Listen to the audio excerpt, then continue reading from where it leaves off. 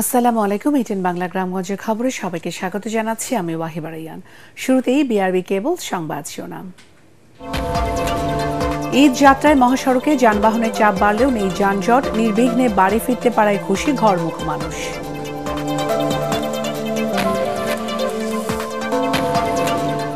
ঈদ জামাতের জন্য পুরোপুরি প্রস্তুত দিনাজপুর গড়ে শহীদ বড় ময়দান। নামাজ আদায় করবেন লাখো মুসল্লি, নেওয়া হয়েছে কয়েক স্তরের নিরাপত্তা। এবং জয়পুরহাটের ঐতিহ্যবাহী টাউন হল এখন যেন ভুতুরে বাড়ি, পুনর্নির্মাণের দাবি এলাকাবাসীর।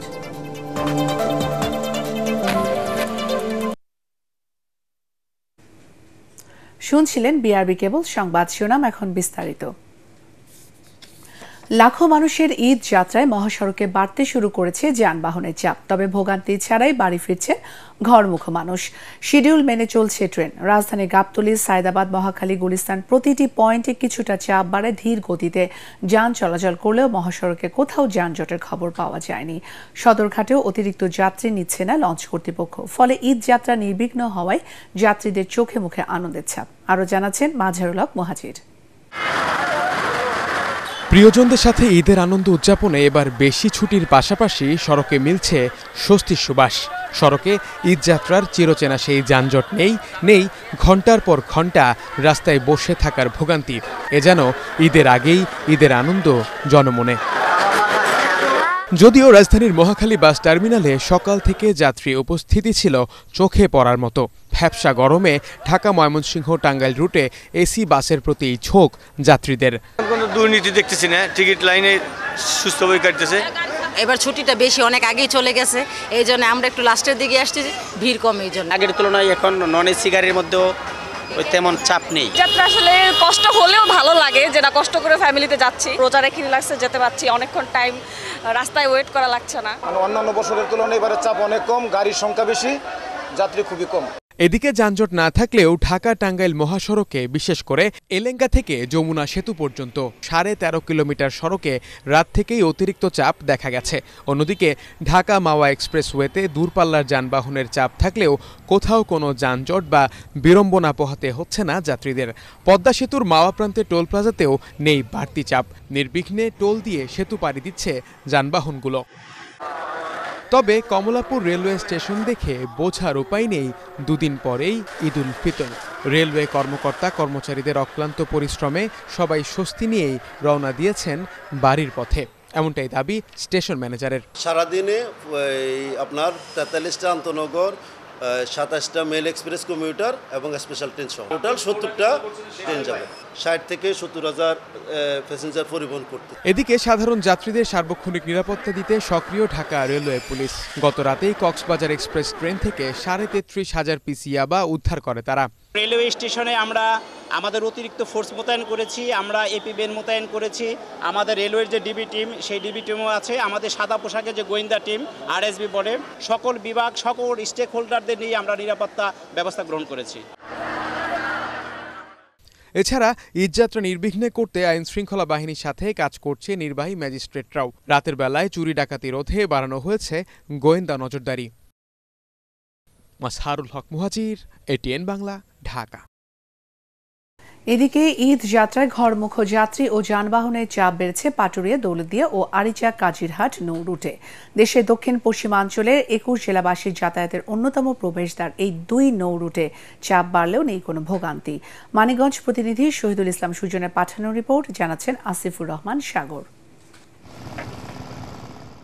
পাটুরিয়া, দৌলতদিয়া ও আরিচা কাজিরহাট নৌ রুটে ঈদে ঘরমুখ যাত্রী ও যানবাহনের যাত্রা নির্বিঘ্নে পারাপার করতে একসাথে কাজ করছে বিআইডব্লিউটিসি, জেলা প্রশাসন, পুলিশ প্রশাসন সহ সংশ্লিষ্টরা।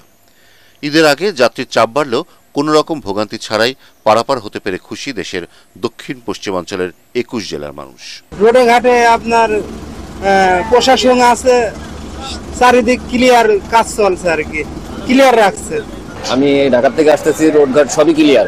আজকে রাস্তা ফাঁকা ছিল, কোনো জ্যামও ছিল না, ঘাট এলাকায় কোনো ভোগান্তি পাইনি আমরা। ঈদে ঘরমুখ মানুষ ও যানবাহন পারাপারে পাটুরিয়া, দৌলতদিয়া নৌপথে 17টি ও আরিচা কাজিরহাট নৌপথে 6টি ফেরি রয়েছে। এছাড়াও রয়েছে 25টি লঞ্চ। ঘাট এলাকায় ঈদে ঘরমুখো মানুষের নিরাপত্তায় ৬০০ পুলিশ নিয়োজিত রয়েছে বলে জানালেন জেলা পুলিশের এই কর্মকর্তা। সবাইকে যাতে নির্বিঘ্নে এবং উৎসবমুখর পরিবেশে যাতায়াত করতে পারে এবং সবাই যাতে যাদের গন্তব্যস্থলে পৌঁছাতে পারে, এজন্য জেলা পুলিশের পক্ষ থেকে আমরা বিভিন্ন স্তরে প্রোগ্রাম করেছি। ঈদকে কেন্দ্র করে বাড়তি যানবাহন পারাপারে এবছর ভোগান্তি ও সমস্যা এড়াতে সব ধরনের প্রস্তুতি নেওয়া হয়েছে বলে জানিয়েছে ঘাট কর্তৃপক্ষ। আপনারা দেখছেন এখন গাড়ি নাই বললেই চলে, রানিং। আমরা চেষ্টা করব ঘরমুখী যাত্রীদেরকে সুষ্ঠুভাবে তাদের যাত্রা স্থানে পৌঁছে দেওয়ার জন্য এবং ঈদটা যাতে তারা সুষ্ঠুভাবে তাদের পরিবার পরিজনের সঙ্গে করতে পারে। আমরা বিআইডব্লিউটিসি এতে সচেষ্ট আছে। Bureau report, ATN Bangla. অন্তর্বর্তীকালীন সময়ে বিচার, সংস্কার এবং গণপরিষদ নির্বাচনের মাধ্যমে একটি নতুন সংবিধানের কথা বলছে জাতীয় নাগরিক পার্টি এনসিপি। গতকাল সিরাজগঞ্জ শহরের বিজয় সৌধ চত্বরে দলের ইফতার মাহফিলে ভার্চুয়ালি যুক্ত হয়ে এনসিপির আহ্বায়ক নাহিদ ইসলাম জানান, বিচার ছাড়া নির্বাচন আয়োজন করা হলে পরবর্তী সময় তা কতটুকু চলমান থাকবে এর কোনো নিশ্চয়তা থাকবে না। এই সময় সংস্কারের ব্যাপারেও সবাইকে ঐক্যবদ্ধ থাকার আহ্বান জানান নাহিদ ইসলাম। রাষ্ট্রের সংস্কার হতে হবে, রাষ্ট্রের মৌলিক পরিবর্তন হতে হবে, কারণ পরিবর্তনের জন্যই গণঅভ্যুত্থান। যদি পরিবর্তনই না হয় তাহলে আসলে কেন এত মানুষ রাস্তায় নেমে এসেছিলাম, আমরা কেন এত রক্ত দিয়েছি? ফলে সেই পরিবর্তনের লক্ষ্যে আমাদের কাজ করতে হবে এবং সরকারকে সেই সংস্কারের কার্যক্রম এগিয়ে নিয়ে যেতে হবে। সংসদ নির্বাচন ও গণপরিষদ নির্বাচনকে মুখোমুখি দাঁড় করানোর যৌক্তিক কারণ নেই বলে মন্তব্য করেছেন জাতীয় নাগরিক পার্টির সদস্য সচিব আখতার হোসেন। তিনি বলেন, গণপরিষদ নির্বাচনে নির্বাচিত প্রতিনিধিরাই সংবিধান প্রণয়ন ও সংসদ সদস্যের দায়িত্ব পালন করতে পারবেন। শুক্রবার রংপুর জেলা পরিষদ কমিউনিটি সেন্টার মিলনায়তনে জাতীয় নাগরিক পার্টি এনসিপির ইফতার ও দোয়া মাহফিলে তিনি এসব কথা বলেন। আখতার হোসেনের মতে, দেশের বর্তমান সংবিধান অনুযায়ী প্রধানমন্ত্রী স্বৈরাচারী হয়ে ওঠার সুযোগ পায়। ঈদের জামাতের জন্য পুরোপুরি প্রস্তুত দিনাজপুর গোড়-এ শহীদ বড় ময়দান। প্রতি বছর ঈদের নামাজ আদায়ে দেশের বিভিন্ন প্রান্ত থেকে ধর্মপ্রাণ মুসল্লিরা সমবেত হয় এই ময়দানে। আয়োজকদের মতে, গোড়-এ শহীদ বড় ময়দান লক্ষাধিক মুসল্লি একসাথে নামাজ আদায় করতে পারবেন। জেলা পুলিশ সুপার মোহাম্মদ মারফুত হোসেন জানান, বড় ময়দানকে ঘিরে নেওয়া হয়েছে কয়েক স্তরের নিরাপত্তা ব্যবস্থা। এছাড়াও নিয়োজিত থাকবে ৩ শতাধিক পুলিশ সদস্য। বাড়তি নিরাপত্তা থাকছে সিসি ক্যামেরা ও ওয়াচ টাওয়ারে। ঈদ উল ফিতর উপলক্ষে ২৯ মার্চ থেকে ৫ এপ্রিল পর্যন্ত ৮ দিনের ছুটি ঘোষণা করেছে চাঁপাইনবাবগঞ্জের সোনা মসজিদ স্থলবন্দর কর্তৃপক্ষ। এই সময় বন্দরে আমদানি রপ্তানির কার্যক্রম বন্ধ থাকলেও স্বাভাবিক থাকবে ইমিগ্রেশন চেকপোস্ট দিয়ে দুই দেশের মধ্যে যাত্রীদের যাতায়াত। ঈদ ছুটি শেষে ৬ এপ্রিল সকাল থেকে বন্দরে আমদানি রপ্তানি কার্যক্রম শুরু হবে। শেষ মুহূর্তে জমজমাট বরিশাল নগরের ঈদ বাজার। প্রতিটি শপিং সেন্টারে মানুষের উপচে পড়া ভিড়। এর মধ্যে শহরের সদর রোড, চকবাজার, গির্জা মহল্লা, বাজার রোড এলাকার বিপণী কেন্দ্র ও শপিং মলগুলোতে মানুষের ভিড় সবচেয়ে বেশি। অভিজাত শপিং মলের পাশাপাশি ফুটপাতেও চলছে সমান তালে কেনাকাটা। এসব দোকানে দিনরাত ব্যস্ত ক্রেতা বিক্রেতারা। তবে সড়কে যানজটের কারণে দুর্ভোগ পোহাতে হচ্ছে নগরবাসীকে। এদিকে ক্রেতাদের অভিযোগ রয়েছে, ঈদের বাজারে হাজার হাজার মানুষের উপস্থিতি থাকলেও শপিং মলগুলোর নিরাপত্তায় নেওয়া হয়নি পর্যাপ্ত ব্যবস্থা। দীর্ঘ ৪ বছর ধরে বন্ধ রয়েছে ঐতিহ্যবাহী জয়পুরহাট জেলা পরিষদ মিলনায়তন টাউন হল। জরাজীর্ণ ভবনটি এখন যেন ভুতুড়ে বাড়ি। প্রায় অর্ধশত বছরের পুরনো এই টাউন হলটিতে এখন মাদক সেবীদের আনাগোনা। হলটি দ্রুত পুনর্নির্মাণ করে জেলার ঐতিহ্য ফিরিয়ে আনার দাবি স্থানীয়দের। এদিকে হল পুনর্নির্মাণে স্থানীয়দের আশ্বাস দিয়েছে জেলা পরিষদ কর্তৃপক্ষ।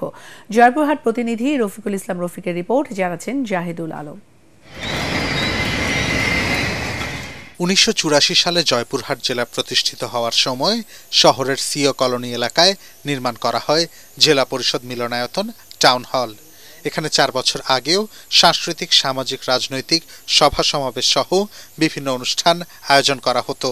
দীর্ঘ প্রায় ৪ দশক ধরে অবকাঠামো সহ ভবনটি সংস্কার না করায় ধীরে ধীরে ঐতিহ্যবাহী এই টাউন হলটি জৌলস হারিয়েছে। জরাজীর্ণ অবস্থায় ভুতুড়ে বাড়িতে পরিণত হয়েছে এই টাউন হল। চলে মাদক সেবীদের আনাগোনা। এই টাউন হলকে কেন্দ্র করে জয়পুরহাটবাসী অনেক কিছু ঐতিহ্য, আমাদের মানে ছোটবেলা নাটক, বিভিন্ন অনুষ্ঠান, অনেক কিছু দেখে আসছি। এই টাউন হলটা আর দীর্ঘ অচল হওয়াতে এখানে আমরা ব্যবসা বাণিজ্য করি, কিন্তু আমাদের এখন ব্যবসা তো নাই। এখানে অসামাজিক কাজ হয়, এখানে নেশাখোর ছেলে এবং নানাবিধ অসামাজিক কার্যে লিপ্ত হয়ে গেছে। টাউন হলটা দ্রুত সংস্কার হোক, ভেঙে চুরে বা নতুন করে এটা করানো হোক। স্থানীয়ভাবে চাহিদা থাকায় টাউন হলটি পুনর্নির্মাণের পরিকল্পনার কথা জানান জেলা পরিষদের এই কর্মকর্তা। 23-24 অর্থ বছরের যে বাজেট ছিল, বাজেট থেকে আমরা এর বাউন্ডারি ওয়াল সংস্কারের জন্য পদক্ষেপ গ্রহণ করেছি এবং আশা করি 2-3 মাসের মধ্যেই এই টেন্ডার সম্পূর্ণ হয়ে আমরা কাজ শুরু করতে পারব। পুরাতন ভবনের পরিবর্তে আধুনিক ভবন নির্মাণ করে শহরের ঐতিহ্যবাহী প্রতিষ্ঠানটি রক্ষা করার দাবি জানিয়েছেন জেলাবাসী। Bureau report, ATN Bangla. সুখে দুঃখে মানুষের পাশে থাকায় বিএনপির রাজনীতি বলে মন্তব্য করেছেন কৃষক দল কেন্দ্র কমিটির যুগ্ম সম্পাদক ফজলে হুদা বাবুল। দলের ভারপ্রাপ্ত চেয়ারম্যান তারেক রহমানের নির্দেশে নওগাঁর মহাদেবপুরে 1,500-এরও বেশি মানুষের মাঝে ঈদ উপহার সামগ্রী বিতরণ অনুষ্ঠানে তিনি একথা বলেন। স্থানীয় বিএনপি ও সহযোগী সংগঠনের নেতাকর্মীরা এ সময় উপস্থিত ছিলেন।